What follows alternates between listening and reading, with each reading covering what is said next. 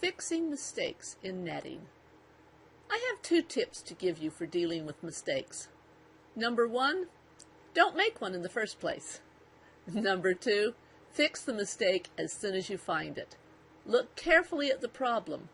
Depending on how much of a perfectionist you are, you may be able to ignore it and just keep going. However, if the mistake is going to bother you when the project is completed, stop right where you are and fix the mistake.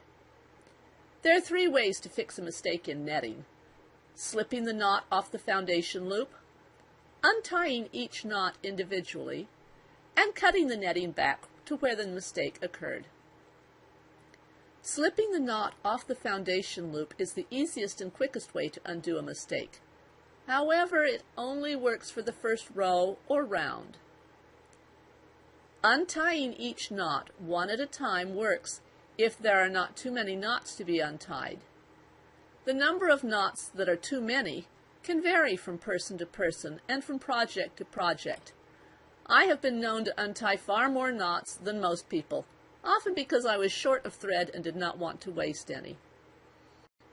When you find a mistake so far back you don't even want to think about untying each knot separately, get out the scissors. You will have to cut off the mistake and all the lovely netting that came after it.